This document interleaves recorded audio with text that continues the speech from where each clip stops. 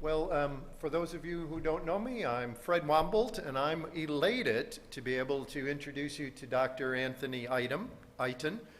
Several years ago, he came as a guest speaker to present to our Colorado Consortium for Health Behavior Change, and I was deeply impressed by him and the professional journey he made to do the work that he's done.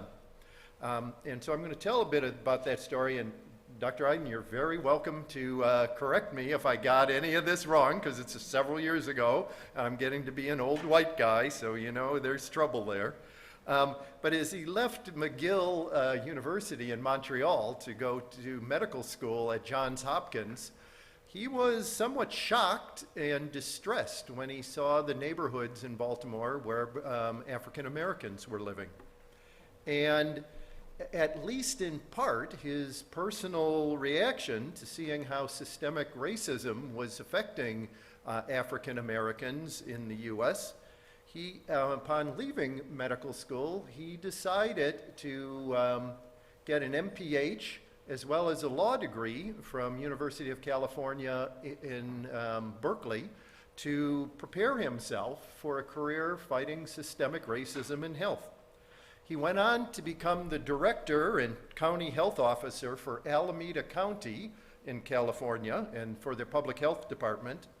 And in that role, he took up fighting against the root causes of health disparities by doing something quite unusual with the public health budget that he controlled, is rather than necessarily going along with the mandated programs of funding tobacco control and STD prevention, he went to the neighborhoods and he asked people, what do you think we can do with the money we have to help you improve the health in your neighborhoods? And it worked.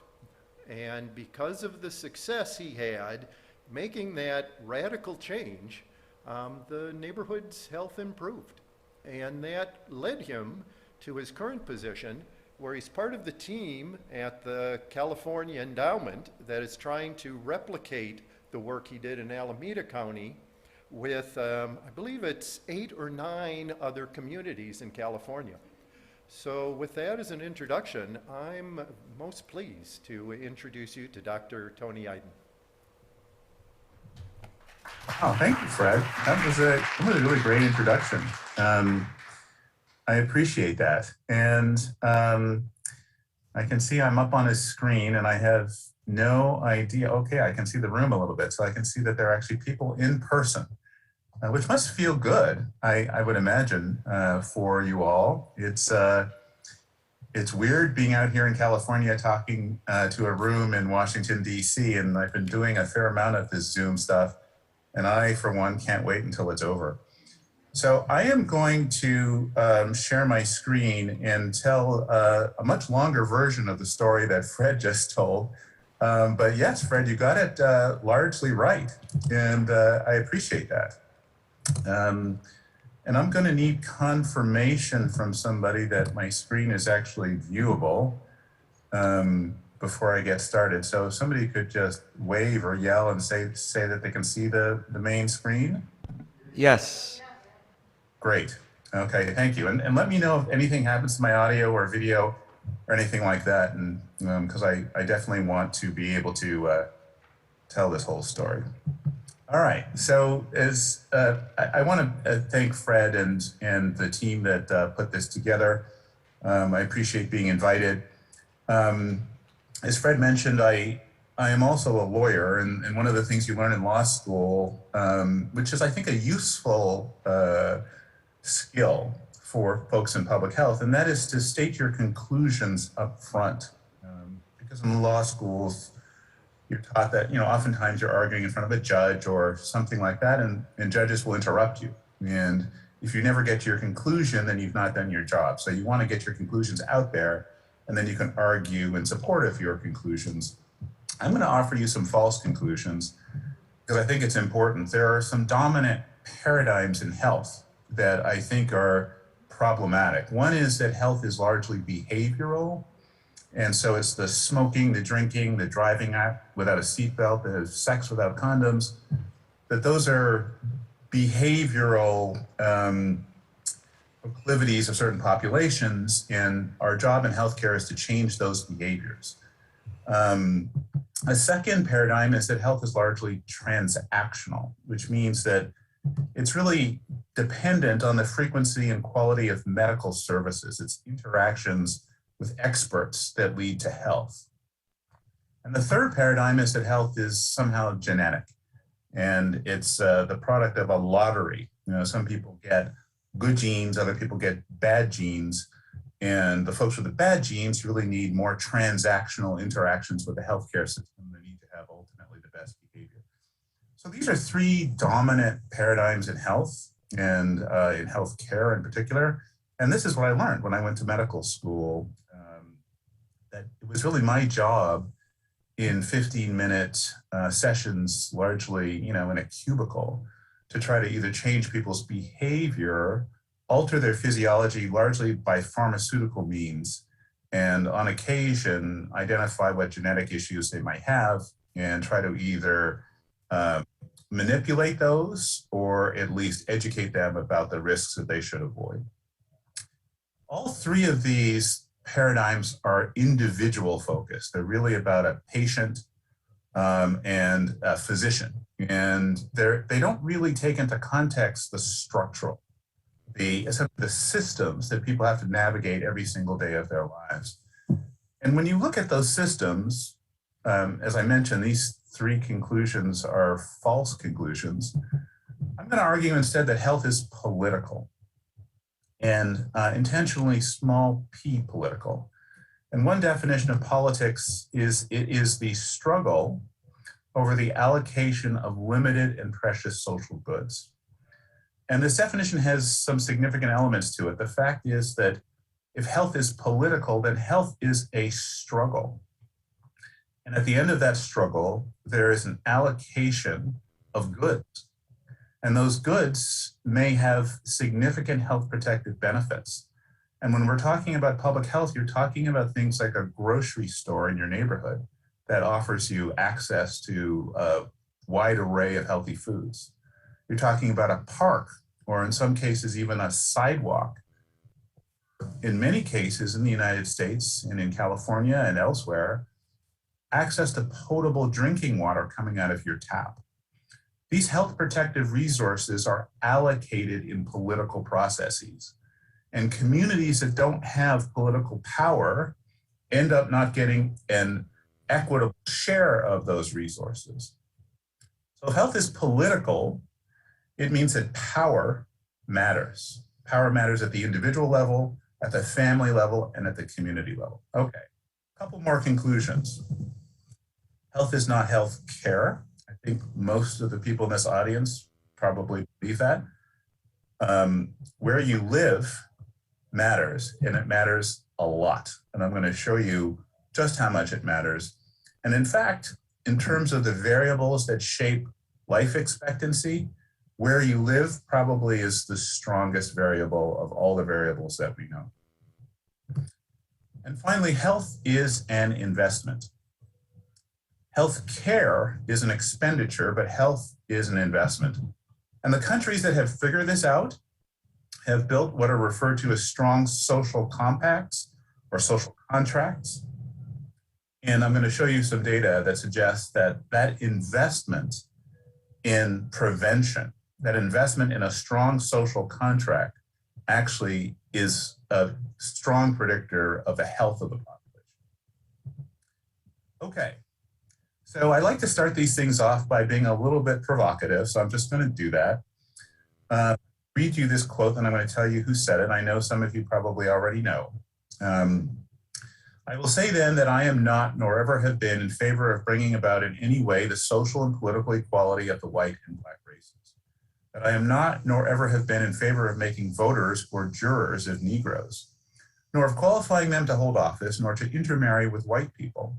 And I will say in addition to this, there's a physical difference between the white and black races, which I believe will forever forbid the two races living together in terms of social and political equality. And inasmuch as they cannot so live, while they do remain together, there must be the position of superior and inferior. and I, as much as any other man, am in favor of having a superior position assigned to the white race.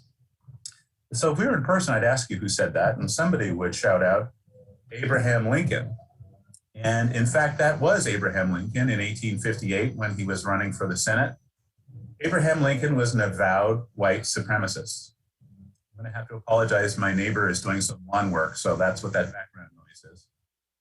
And many of us have been to the Lincoln Memorial, and you've seen the second inaugural address and the Gettysburg Address carved into marble in the walls of the Lincoln Memorial, but we don't see Lincoln's overtly white supremacist ideas. And the question that we have to ask ourselves is why? Why don't we tell the full story of Lincoln? Why do we try to tell one story of Lincoln and not the other story? And I'm going to get back to this a little bit later on, but it's this concept of narrative, the stories that we tell ourselves about who we are. Those narratives shape policies. Those policies create conditions. Okay, so some scholars suggest that there are only two narratives that exist in the United States. I'm depicting on the right side, that darker narrative is essentially the narrative that Abraham Lincoln was espousing in his 1858 speech. It's a narrative of exclusion, a narrative that essentially argues that America was built for a certain population and not for others. Everybody else has essentially second-class citizenship. They're not fully human. They're not fully deserving of the full spectrum of rights. On the left side is the sunny narrative, which is the narrative of inclusion, which says that our diversity is our strength and that our fates are inextricably intertwined. And these two narratives are the two dominant political narratives in the United States. And at the end of the day, you can derive virtually any policy position from one or the other of these narratives. Okay, so there are themes that run through our society. Income inequality is one, mass incarceration, student protests on campus, a refugee crisis here and around the world, Black Lives Matter, Moral Mondays in North Carolina, indigenous people's rights and Standing Rock, undocumented movements, anti-Asian racism movements. And there's a theme that runs through all of this. People are coming out into the streets to demand to be fully recognized as humans, as Americans, as deserving of the full spectrum of rights. That theme is a theme of exclusion. All of these protests are about people who feel that they're being excluded from essentially that status in America that we confer on only certain people. So a narrative of exclusion, I used to do this talk and people would really kind of get fixated around this part. They wanted to understand the narrative of exclusion. And then we had the 45th president elected. And if anything, he was brilliant in essentially expounding on a narrative of exclusion. The narrative of exclusion does three things. One is it intentionally dehumanizes the target of that narrative. They're bringing drugs, they're bringing crime, they're rapists, so said the 45th president when he was declaring his candidacy for the presidency. Or makers versus takers, or welfare queens, or crack babies. These are intentionally designed narrative tools to try to dehumanize the target. The second thing that a narrative of exclusion does is it exaggerates the notion of scarcity, and it suggests that we live in this constantly competitive enterprise where one tribe, anything that one tribe gets, they have to take it from the other, a zero-sum concept. And the third thing that the narrative of exclusion does is it defines America very narrowly, and it reflects back to the past nostalgically and looks to the future with fear. These are all elements of a narrative of exclusion. And we have been, over the past 4 or 5 years, really kind of exposed to a very extreme and refined narrative of exclusion coming out of Washington, D.C. and elsewhere. Narratives are extremely powerful motivators of human behavior. Narratives move people to do enormously violent things. Narratives allow people to justify behaviors that are otherwise considered quite extreme. Narratives are extremely powerful. This is 2010. Some of you may recognize the person on the left. That is former Senator Arlen Specter, who died several years ago. He was a senator from Pennsylvania, a moderate Republican. And during the 2010 town hall meetings that were being held around the Affordable Care Act, he was confronted by a number of his constituents in various parts of Pennsylvania who came to town hall meetings about universal health care with guns. In their minds, universal health care was somehow taking something from them. And they felt motivated by a narrative, a threatening narrative, motivated enough to show up to that and many other town hall meetings with guns around universal health care to confront this senator. So I said there's another narrative, and this is the narrative of inclusion, and it's slightly different. It also does three things. But one of the things that a narrative of inclusion does is it changes the narrator, and it lets people tell their own stories. It allows people to humanize themselves so that we see common elements, common experiences in their narrative with our own. It also broadens the lens to show how our fates are inextricably intertwined. It highlights the fact that we live in a time of relative abundance. And it looks to the past realistically. It acknowledges Native American genocide and slavery and the internment of Japanese Americans, the exclusion of Chinese, discrimination against LGBTQ. And it recognizes that we need to move forward differently. And it allows us to think about moving forward differently in a hopeful and purposeful way. So these are two competing narratives. I'm going to get back to those in a little bit, but first I want to talk about place. Fred mentioned that I grew up in Montreal, Canada, where McGill University is. These are scenes from Montreal. It's a beautiful old city with lovely housing stock and public art and many public and community spaces, parks, community centers, outdoor cafes. It's got a state-of-the-art public transportation system. This is a view looking down from Mount Royal down onto McGill University in the foreground and downtown Montreal in the background with the St. Lawrence River in the back. And I grew up in Canada in the 1960s, 70s, and 80s. And Canada has a very strong social contract. It's got universal health insurance for all Canadians, universal dental care for children, universal child care, paid sick leave and vacation for all employed people, state-of-the-art public transportation in all of the major cities, highly subsidized post-secondary education. I went to McGill University for free. In fact, I got paid to go to McGill and could have gone to McGill Medical School for free. And for some reason, I decided not to do that. Don't quite know why. It's also got very high quality community resources, libraries, sports leagues, community centers. Canada invests in its people. In the mid-'80s, as Fred said, I decided to leave Montreal to go to Johns Hopkins Medical School because somebody told me it was the best medical school in the world. I don't know whether that's true, but I was confronted with these scenes in East Baltimore.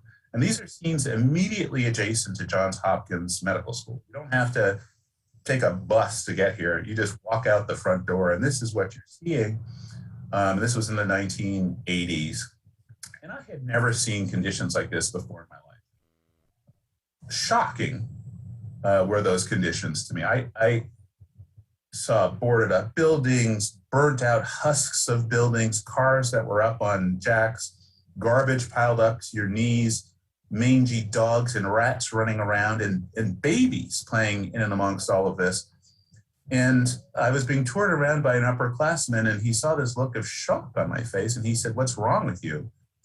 And I said, I didn't know what to say. I managed to stammer out something to the effect of, "When was there a war here?" Because this, in my mind, looked like Beirut, which in the mid-'80s was in the news frequently, and you saw bombed out buildings and the like. And this looked to me like what we were seeing on the news. And I'll never forget what that upperclassman said to me, because it changed my life. He said to me, "What do you expect? It's the inner city." And I thought, I'm supposed to expect these conditions. This is an American norm. This is something that I should shrug my shoulders to and say, yeah, makes sense. And it's got a name. It's called the inner city. So I can sort of wall that off in my head and think about, yeah, inner cities exist and they're natural. They're just a part of the landscape. But I couldn't do that. I asked myself, well, what if I had grown up in East Baltimore instead of Montreal, Canada? Would I have been able to go to Johns Hopkins Medical School? What if I had to navigate these conditions every single day of my life? What does society owe this child? This child didn't create those conditions that he has to navigate every single day of his life, no more so than I created the conditions that I grew up with in Montreal, Canada. Yet these kids see this and they internalize it. They're not stupid. They recognize that they're being devalued. They recognize that the message is that they are not important, and they internalize that, and you see it in their eyes. At first, it's sort of confusion, and then it's rage as they go through this adolescent period. And then over time, they just basically tune out. And we would describe kids in East Baltimore and adults, quite frankly, as having this sense of sort of futurelessness. Like they couldn't see the future. All they could see was the present. And there was this tendency not to make eye contact. And I never understood why people wouldn't look me in the eye in Baltimore. It was like they couldn't handle the intensity of that interaction. Well, years later, I became acquainted with another part of the United States in southern Indiana, a county called Scott County, and this is the city of Austin, Indiana, which became infamous for having the world's highest incidence of HIV/AIDS. Austin, Indiana, in the mid-2010s, 2015 or so, was basically immersed in this opioid epidemic when people were buying and using this drug called Opana and grinding it up and injecting it and sharing needles, leading to a massive spike in HIV, AIDS, and hepatitis C, so huge that it was the largest in the world. And Scott County, Indiana is 98% white.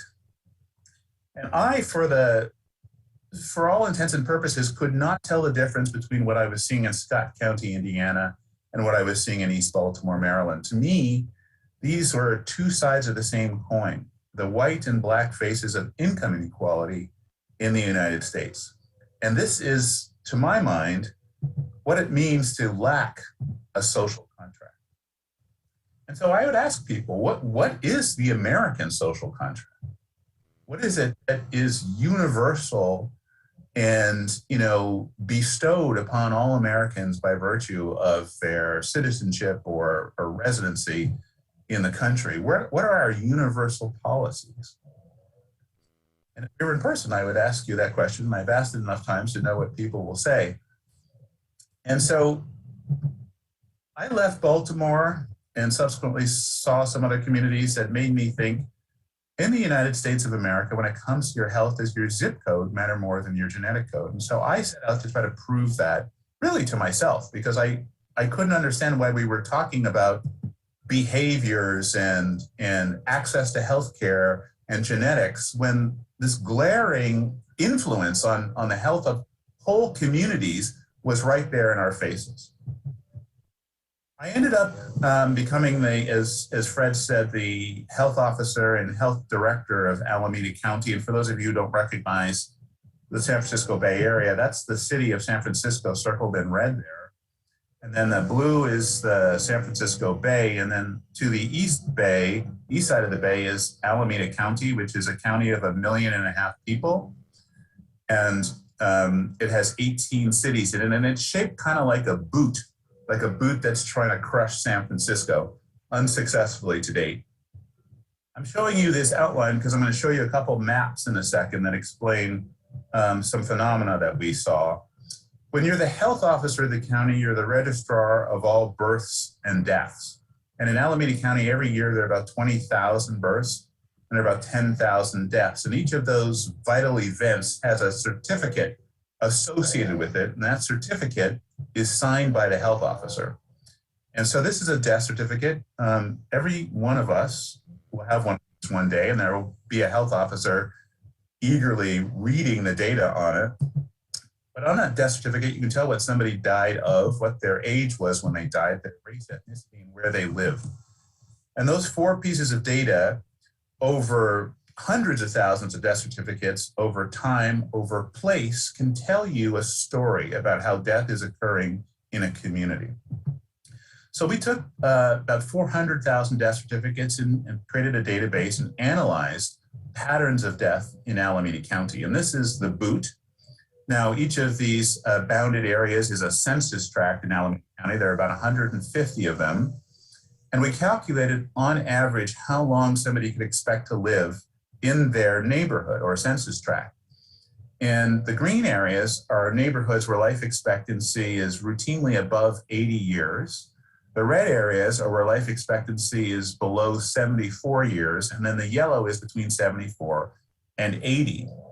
Now, you don't have to be a rocket scientist to look at this and recognize that there's some patterns here. You see clustering of those red areas, and trying to understand why that's happening is really kind of incumbent upon us, because we're talking about life expectancy differences that are substantial across the same city or jurisdiction.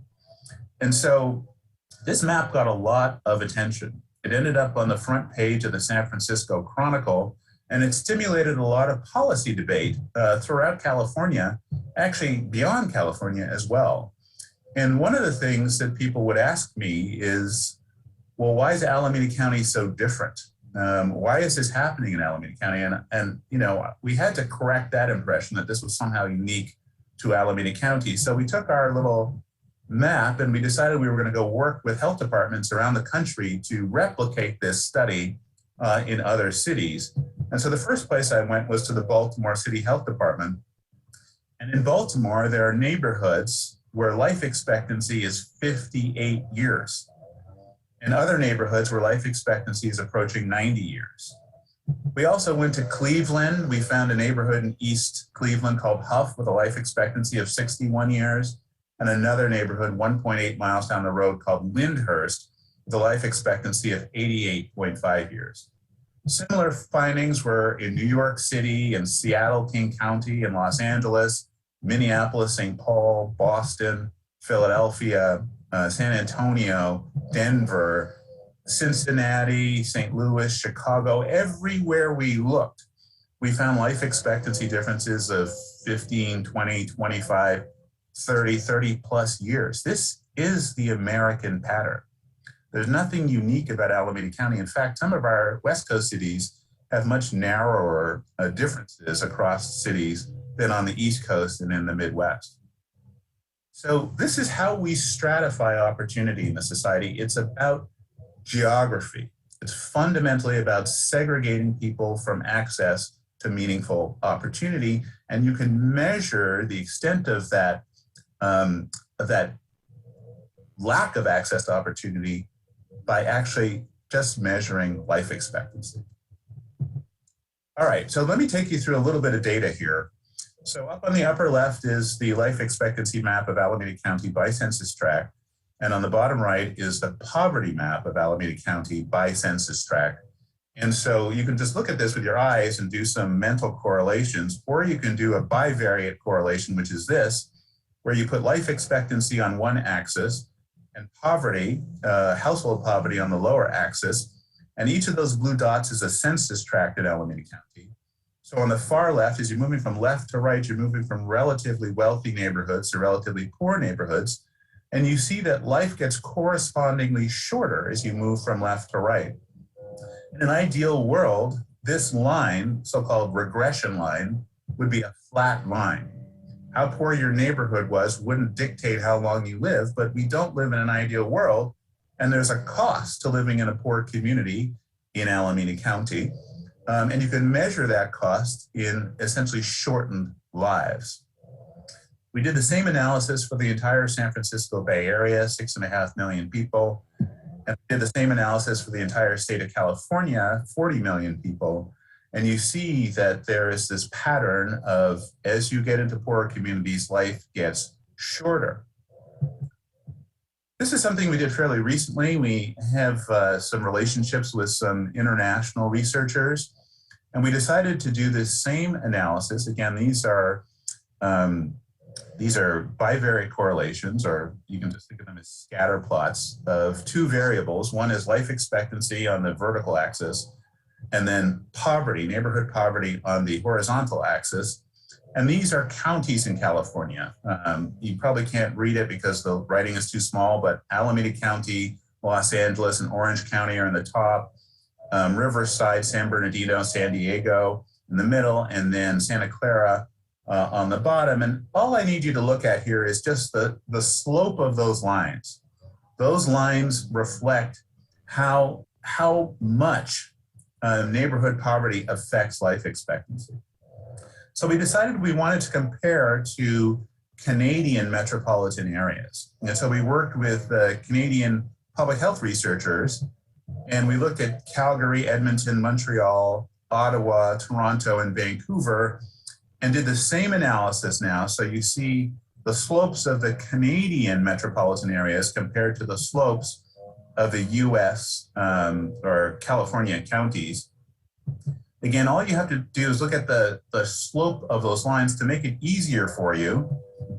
Up on the top is the aggregate slope of all of those California counties, and on the bottom is the aggregate slope of the Canadian metropolitan areas, and you see a dramatic difference. As you move from relatively wealthy neighborhoods in Canada across these Canadian cities to relatively poor neighborhoods, you do see a decline in life expectancy, but it's a much smaller decline, relatively speaking. And the other thing that you see generally is that across countries with greater equity is that the overall line is shifted upwards.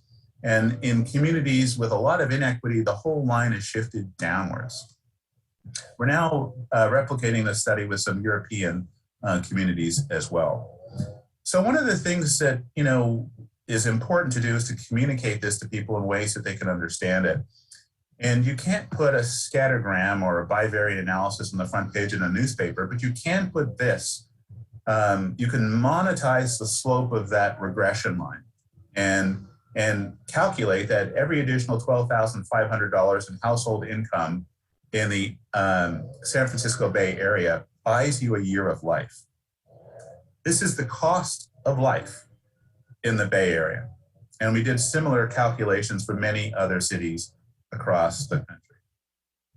Now, one of the things that I would often get by way of questions from folks is, well, Tony, you seem like a nice guy, but you're Canadian, you don't understand the United States. The reality is that the US is the healthiest country in the world. The problem is that we have all these immigrants and minorities, and they're the ones that aren't healthy, largely because of their behaviors. And they come to this country and they learn sort of our ways, and they get healthier, and they get access to the best healthcare system in the world. So if you really want to understand how healthy the United States is, you need to look at white people. So I said, okay, I should make some new slides. And, let me just start by saying that the actual reality is so much worse than even I thought it was. This is Time Magazine talking about the sorry state of American health. You've all seen this data before. This is per capita spending on medical care, per person spending, looking at developed countries, the so-called OECD countries. Whenever you make this graphic, you have to change the axis of the graph to fit the United States on with the rest of the world, because we're that first tall bar, and we spend roughly twice the average of other developed countries on medical care. We're big spenders on medical care. You may not be familiar with this data, but this is essentially the same data. Now per capita spending on medical care is in blue, but added to per capita spending on medical care in that rust color is per capita spending on social services and benefits. And so when you look at the US compared to other developed countries in terms of our spending on social services and benefits, we spend relatively little on a per capita basis on social services. We spend the bulk of our money on medical care, but we don't, when you add those two things up, spend more than your average developed country. We just have, if you think about it, we kind of have the accent on the wrong syllable. This is research that was done by two brilliant women researchers by the name of Elizabeth Bradley and Lauren Taylor. I say that they're women for a purpose. One is that women tend to take a more holistic look at health.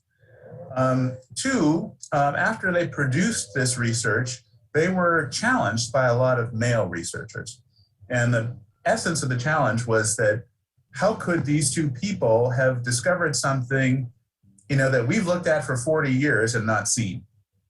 Bradley and Taylor published initially this as an op-ed in the New York Times. It got so much attention that they wrote a book called The American Healthcare Paradox. This is them giving a TED Talk speaking about these core issues. And what they found in essence was that in developed countries, for every dollar spent on medical care, roughly twice as much is spent on social services. However, in the United States, for every dollar that's spent on medical care, only about 55 cents is spent on social services and benefits. And so we literally do have the accent on the wrong syllable. They calculated that the ratio for optimal health was essentially $2 on social benefits and services for every $1 on medical care. The countries that had that ratio had the optimal health. The male health service researchers got upset about this because they hadn't thought of it themselves. So they asked that the study be replicated by RAND, a very quantitative, hardcore research entity. So RAND did. They replicated the study using even more countries and including looking at the individual states within the United States. And this was what RAND found. And I'm going to go through this fairly quickly. This is 1980 to 2010. There are three sets of lines that I want you to look at. The first set are the dark lines. The dark orange is social spending. And so the dark orange is the European Union social spending from 1980 to 2010. And then the dark blue line is US social spending from 1980 to 2010. And you see during that 30-year period, you see this fixed kind of gap in terms of spending on social benefits and services, the EU compared to the US. Now the faded lines are life expectancy from 1980 again to 2010. And you see in 1980, European Union life expectancy and US life expectancy were roughly the same. But then gradually over that 30-year period, EU life expectancy pulls away from US life expectancy. And by 2010, there's a substantial gap in terms of how long European Union residents live compared to US. And then the bottom lines are health spending, healthcare spending, and you see the opposite phenomenon of US health spending in the dotted blue line pulling away from EU health spending. So RAND concluded that higher levels of social spending are strongly associated with better health. The association is particularly strong for public, i.e. government spending, as opposed to private social spending. And the association between social spending and health outcomes is strongest where income inequality is greatest. In other words, social protection may be more important for health outcomes in more unequal societies like the United States. And finally, the associations observed across countries also hold across regions of a single country, i.e. across the 50 states of the United States. Those states that spend more on a per capita basis on social benefits and services have better health than those that spend less. I told you that it was actually a surgeon at Stanford that told me that I need to look at white Americans, so I did. US white life expectancy, this is actually a couple years old now, this data. White life expectancy has gone down since 2015. It's actually gone down quite substantially. And COVID has brought everybody's life expectancy down substantially. But US white life expectancy is about 78.8 years, which is about the same as Costa Rica and Qatar and Nauru. The US whites are living shorter lives in Belgium, Chile, Denmark, Lebanon, Slovenia, Austria, Finland, Germany, Greece, Ireland, Malta, Netherlands, Portugal, the UK, of course, Canada, Cyprus, France, Iceland, Israel, South Korea, Luxembourg, Monaco, New Zealand, Norway, Sweden, Andorra, Australia, Italy, San Marino, Singapore, Spain, Switzerland, and Japan. There are 33 countries in the world with longer life expectancy than US whites.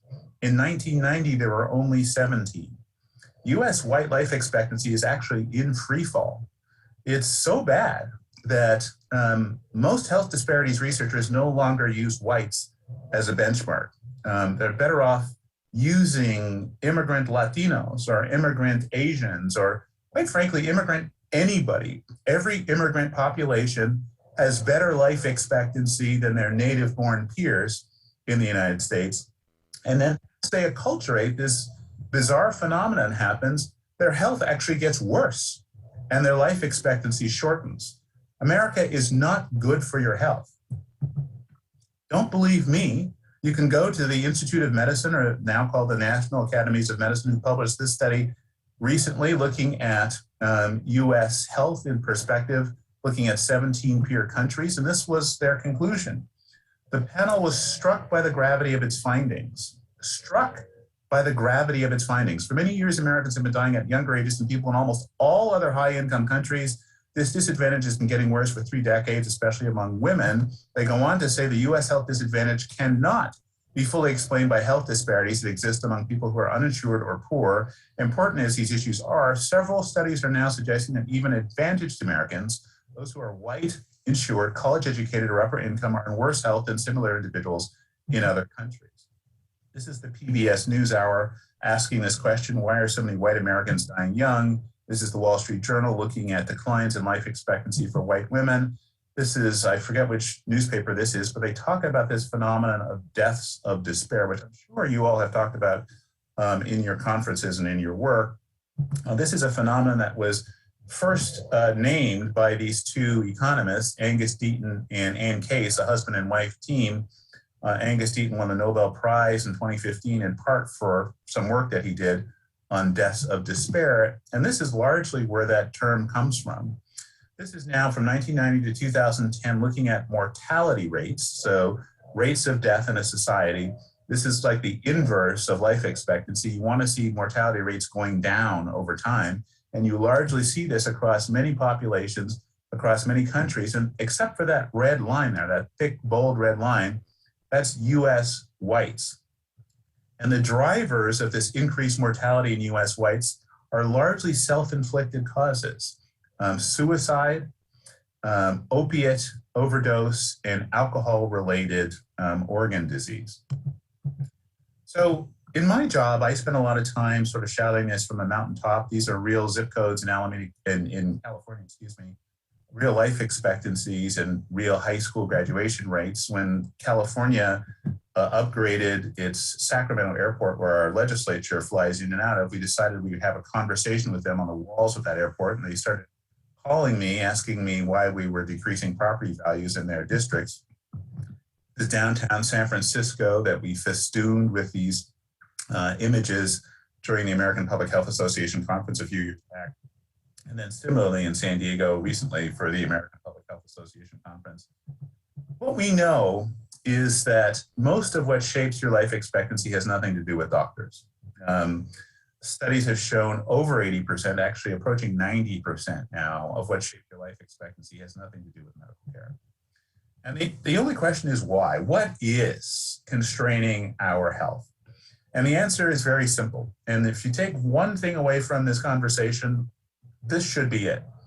We have created stress incubators in our society. And these stress incubators have the ability to shorten people's lives. It's the way that the outside environment gets under the skin and changes your physiology. It's this process called allostasis or allostatic load. And it can be driven by things like inadequate transportation, long commutes, unaffordable housing, being socially isolated, experiencing racism, having so-called low demand or high demand, low control jobs, lacking access to basic amenities, like I talked about, parks and grocery stores, experiencing crime. The body, all humans experience stress the same way. We perceive the stressor through the hypothalamus. which sends a message to the pituitary gland, which sends a message to the adrenal glands, which releases a cascade of hormones, amongst which is cortisol.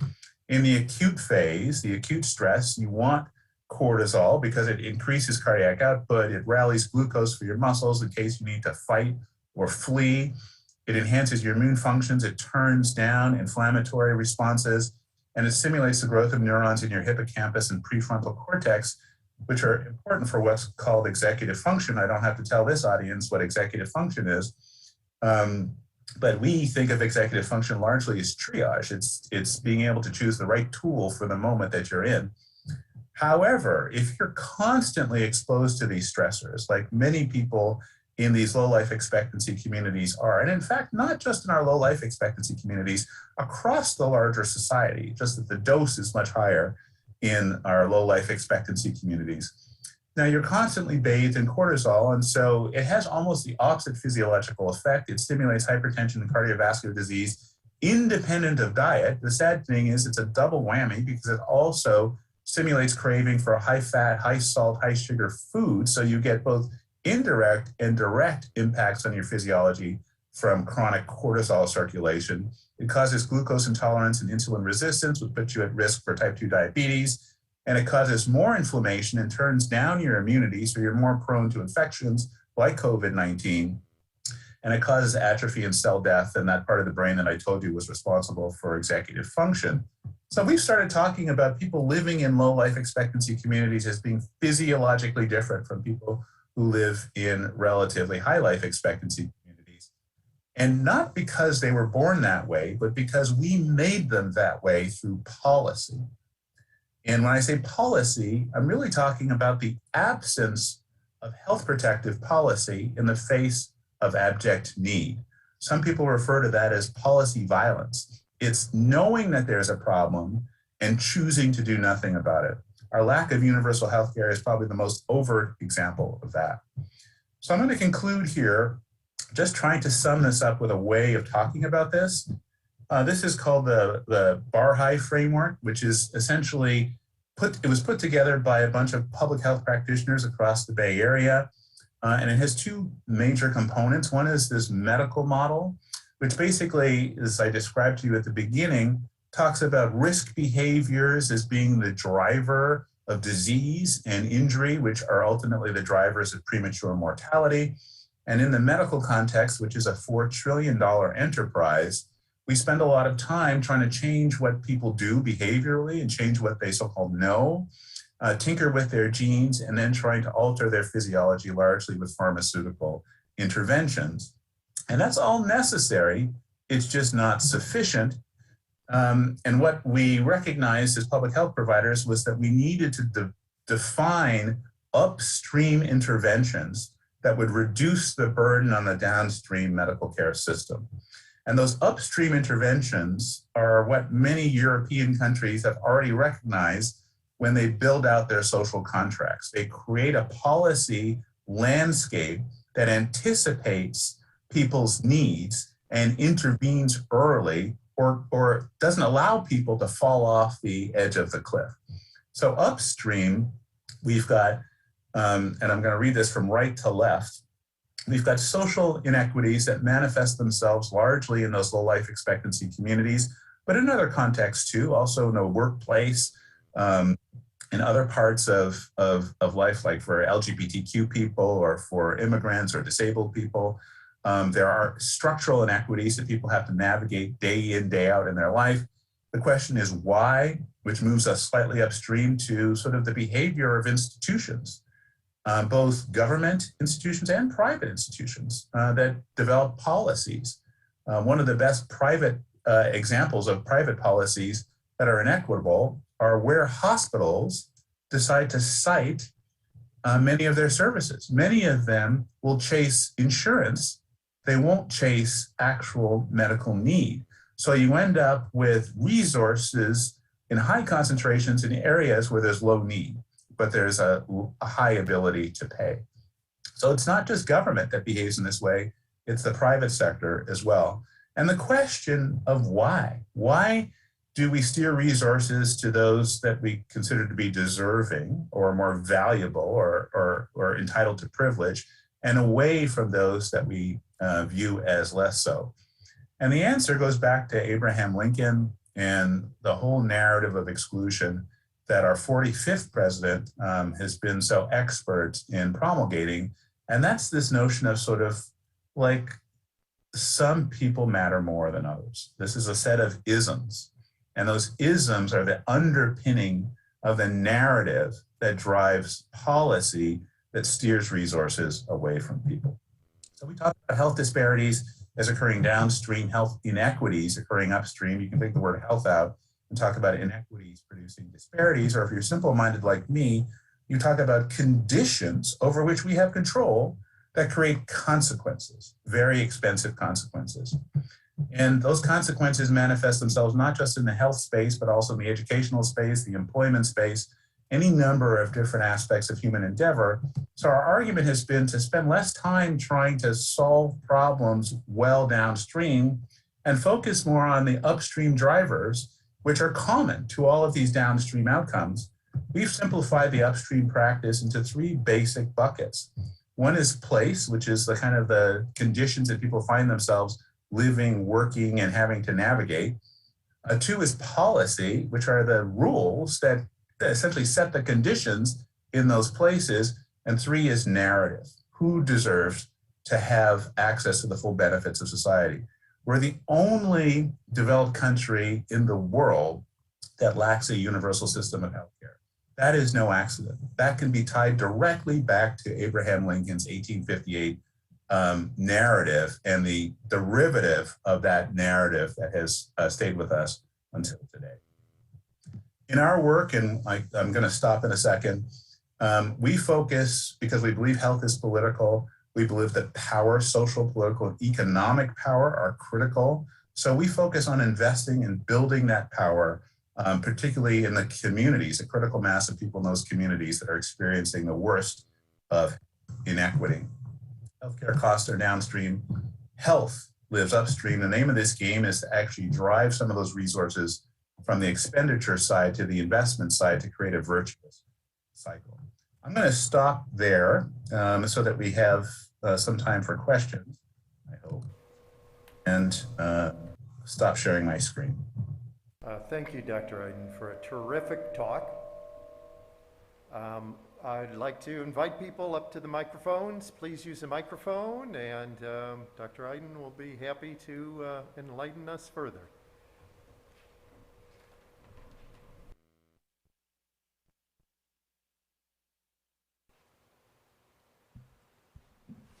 Hi there.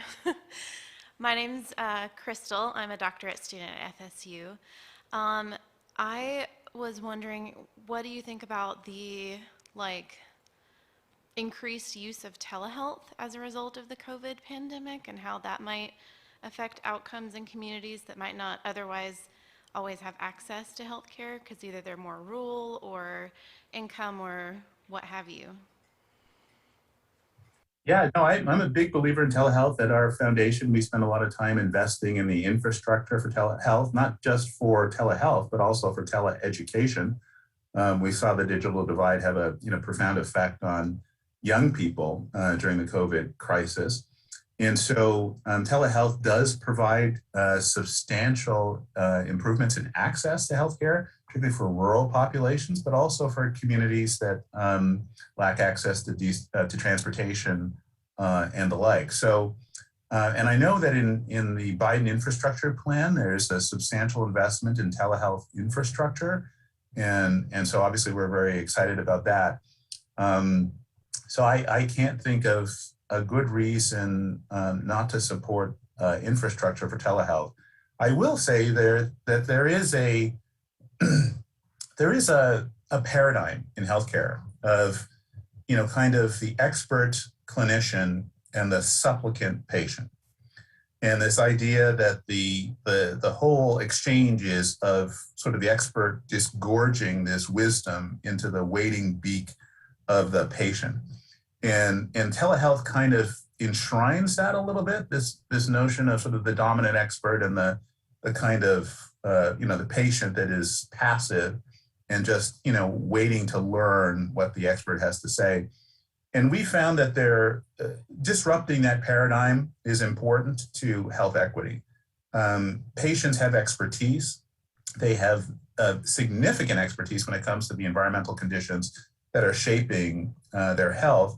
So constructing telehealth modalities that facilitate group patient visits, that facilitate people talking to each other and sharing their wisdom, we think is as important as the sort of the one-way sort of flow of information from expert to so-called patient. Okay, thank you.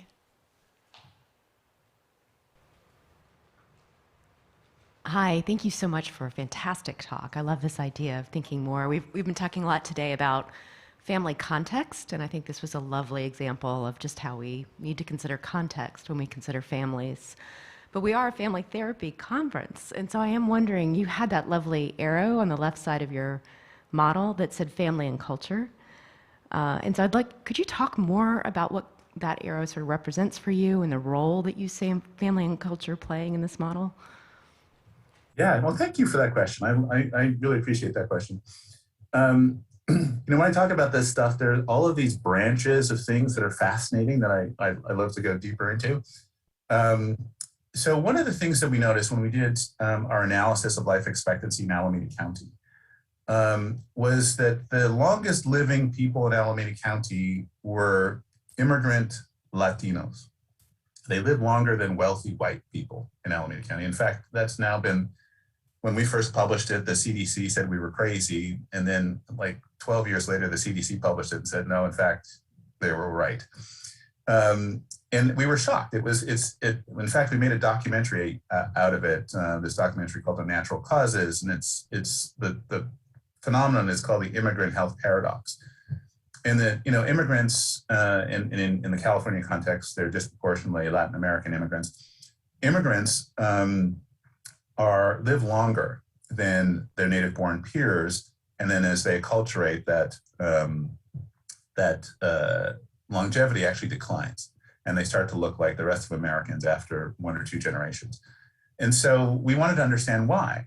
And there's been a number of different publications about this, but the bottom line that the consensus suggests that family and culture are critical buffers to the adversity that you find in low-income communities, because many of the long-living immigrants in California lived in some of the poorest communities in the state. And immigrants create strong social networks. They tend to immigrate. I mean, there are a number of things. One, immigrants are different than the people they left behind. They tend to be very motivated people. They have high aspirations. They're very forward-facing. They come in search of work. They're very committed to work. Work is actually quite health protective, as long as it's work that is paying a decent wage, or at least improving people's life circumstances. Immigrants tend to eat more traditional foods. That's changing a little bit as sort of our terrible American cuisine sort of like infiltrates the rest of the world, but they tend to come with more traditional diets, more fruits and vegetables, and more sort of natural foods. And then they tend to immigrate in clusters. They form tight social networks in the places that they arrive, and they support each other. And they try to bring family as often as they can, and they're very bonded within family. And what we've noticed is those are protective features when it comes to health. I sometimes try to simplify this and say that health equals hope. When you're hopeful about your future, there are certain behaviors that you engage in, and there are certain physiological changes that happen to you. And immigrants tend to be very hopeful people. And over time, as they acculturate and they start to experience racism and all of the sort of the negative aspects of being essentially a minority, if you will, in the United States, that hope starts to fade, and their health actually declines along with it. So family and culture form a protective buffer in low-income communities against adversity of the sort of the larger American society, but that buffer erodes over time. Oh, hi, thank you for your work. I was hoping you could comment on a couple things. One, I was really interested to hear about your process of engaging the community, I think in Baltimore, and how you went about that and what you learned from that. And the second part would be just your thoughts on what the work is we need to do on shifting medical education in terms of incorporating this reality. Yeah, great questions. Most of the community engagement work I've done, I have done some in Baltimore, but it's mostly in California. And so I've had the privilege of overseeing it's now almost $2 billion initiative in California called Building Healthy Communities. And it was a 10-year effort looking at 14 low-income communities experiencing significant health disparities. And our goal was to measurably improve the health status of those populations without spending a nickel on medical care. So we were going to invest in all of the prevention and the so-called social determinants of health. And what we learned was that one of the core principles of this work must be, and I underline the must, you have to enlist the participation of the people who are most impacted by those health inequities in crafting the solutions. They have to be prioritizing which way to move forward. It can't be, people with a lot of initials after their names like me, or, government officials or other academics. It has to be the lived experience, the people who are closest to the pain, as we like to say, who are determining what the priorities ought to be. And in order to engage people in a meaningful way like that, you have to enlist the help of experienced community organizers, people who understand how to build power. And building power is a skill, and it requires experience. So we're ostensibly the largest funder of community organizing in the United States. And we wish it wasn't the case. We wish more people would fund this kind of work. It's largely small p political work. It's about building social, political, and economic power. I think one of the key things about this work is, and it's always the question that comes up when you have community crises, is about who decides, who gets to decide what the agenda is. We talk about the president not having, so much power, but the one power the president does have is the power to set the agenda. Once the president says these are the things we're going to focus on, everybody starts talking about those things.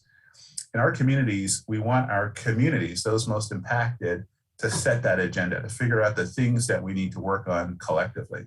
And so that's a shift in power that we've facilitated with community organizing. So we feel like agenda setting is really important in this work, and that agenda and thus needs to be set by the people that are most impacted, and that we need to get out of the way a little bit. There's a tendency of government, philanthropy, academia to be in the way, to say what the issues are. And our philosophy has been to essentially get out of the way and facilitate the agenda setting coming from that indigenous group of people most impacted. Hi, I'm Scott Kettering. I thank you for your presentation. What I heard you say was... Scott, I'm sorry, just I should touch on just the second part of the question, which was medical education. And I'll do it quickly. I sit on the board of the new medical school at Kaiser, and have quite a bit of experience speaking with medical students and residents. And there is a huge hunger for this kind of education, knowledge, experience. And I think that there are a number of medical schools that are struggling now to figure out how to balance their education with the traditional medical subjects and an understanding of the social determinants of health. And what I have found personally is that those schools that insist that students get out into communities and understand the living and social conditions, and then have to come back into the medical school and describe how those social and living conditions impact how people access healthcare. Those are the ones that I think have the most lasting impressions on the minds of medical students. But that's a very short answer to a much longer question. Sorry, Scott. No, my apologies. I'm sorry I jumped in and interrupted you. what I heard you say is that the United States has a narrative of the greatest healthcare on earth and the greatest country on earth. And the narrative doesn't match reality is what I heard you saying. And because it doesn't match reality, there's a limited piece of the pie. And when there's a limited piece of pie, the narrative is going to be exclusionary on a state by state and even a national level in terms of blame. And how, if that's the case, it seems like all the things that you're talking that are inclusionary will be met with antagonism. And I'm wondering how you've met up against the antagonism and how you come back, or what's the most effective way you've met with to make that different. And can that micro level be taken to a macro level on a national scale?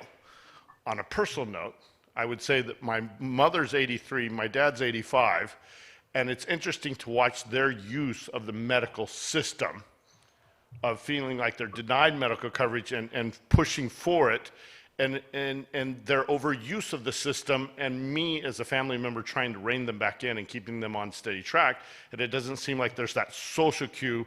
I was lamenting with my colleague as we flew up here that there needs to be somebody there to connect with them on a social basis from a therapeutic standpoint, and it would limit their medical usage. But that's just a side point. I had my first question. Thank you. Yeah, no, I love both of those insights. So let me try to touch on the first one. We have experience in California, actually very good experience. It's one of the reasons I'm so optimistic.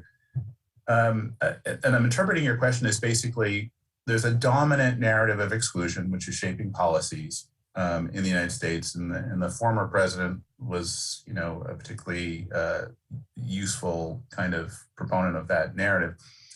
And how does the narrative of inclusion take hold? Well, we like to say, I joke sometimes that I'm from California, therefore I'm from the future. And, what happens in California today will happen to you tomorrow or the next day. And so, watch California for, signs of where you're headed.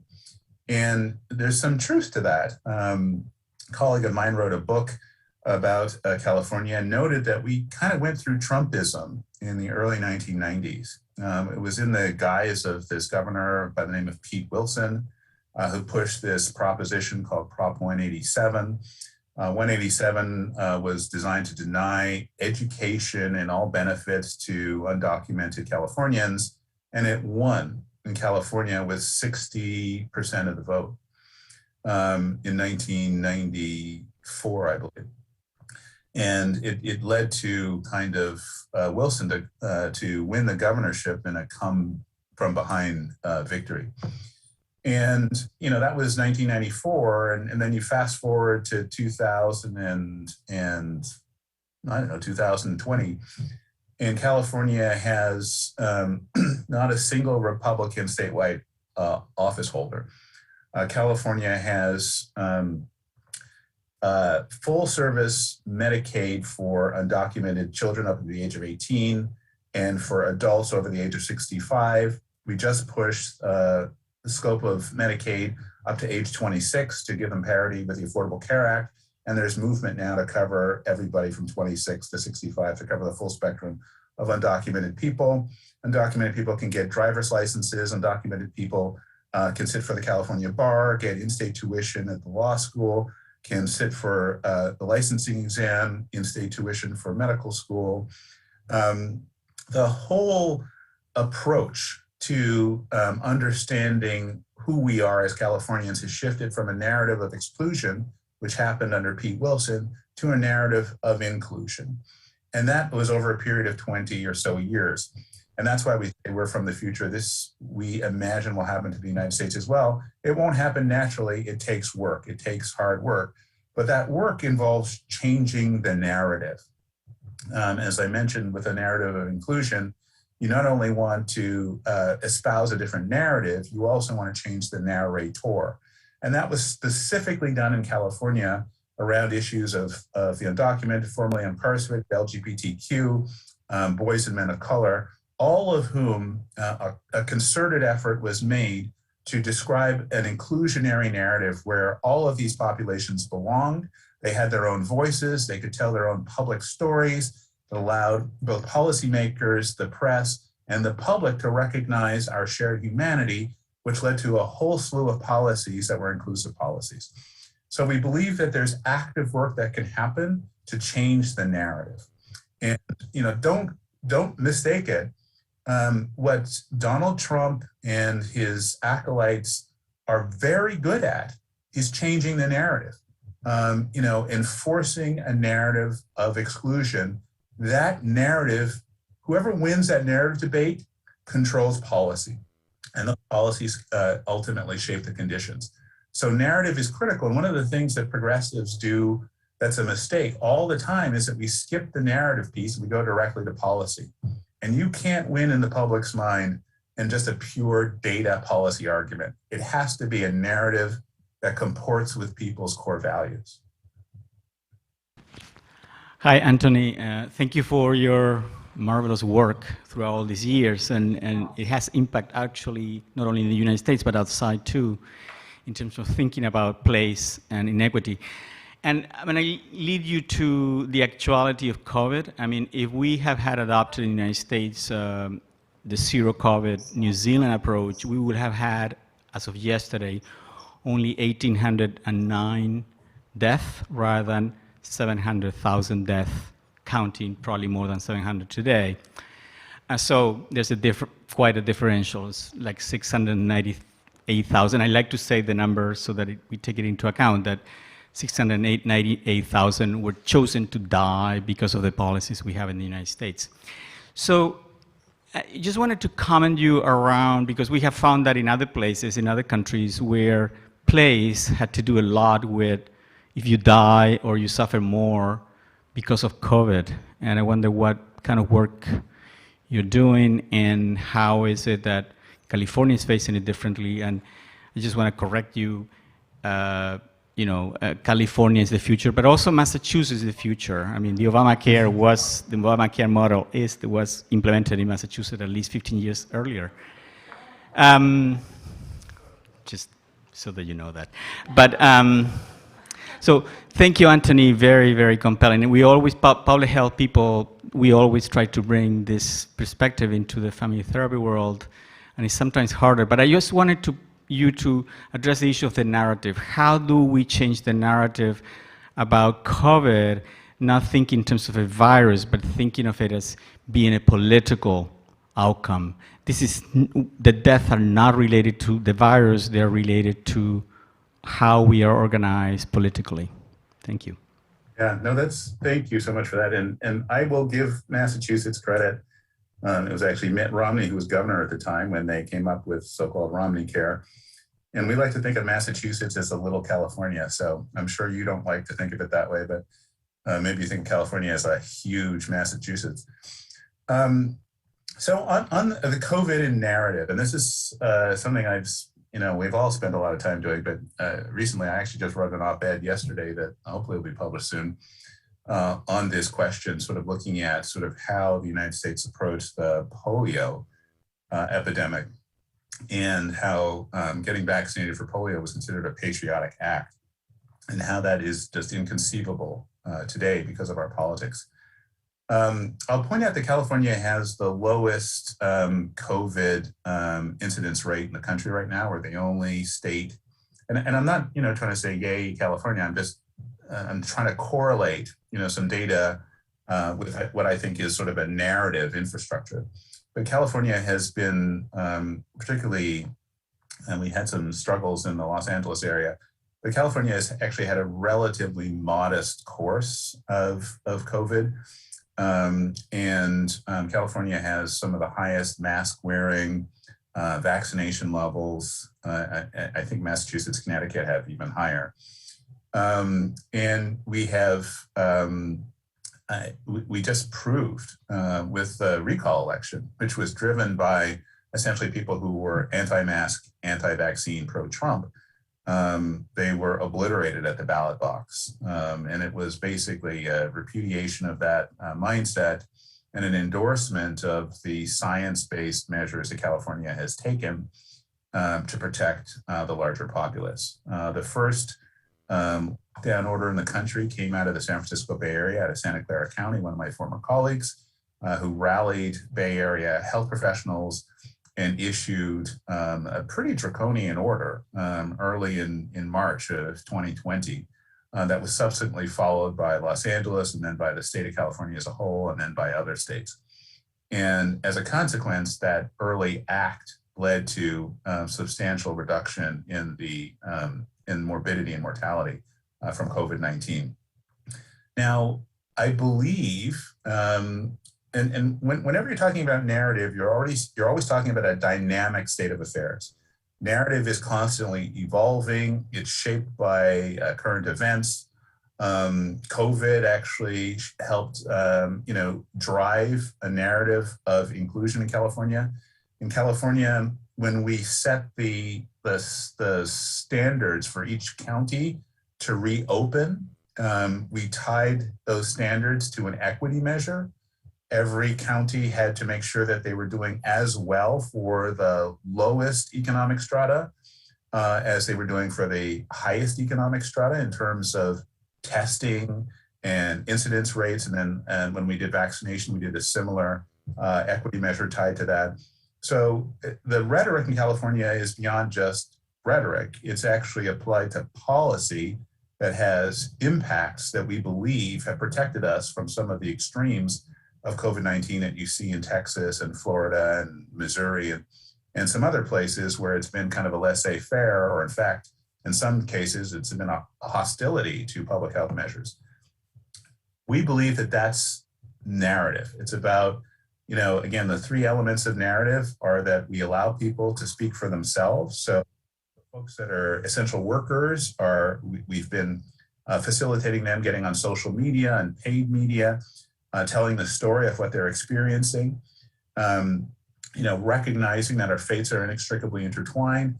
So, making it clear that none of us is out of the clear until all of us are out of the clear.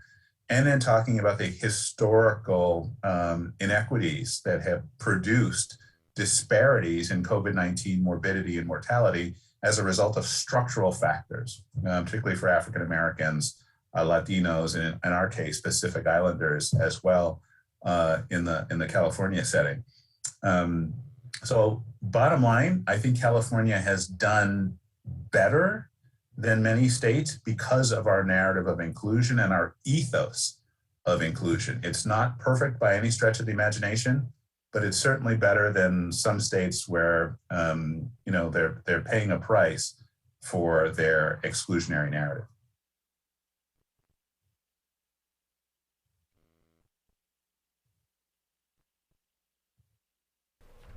Well, Tony, it was very nice to see you again, even on the big screen. I look forward to our chance to see ourselves face to face in real life, but that'll come one of these days.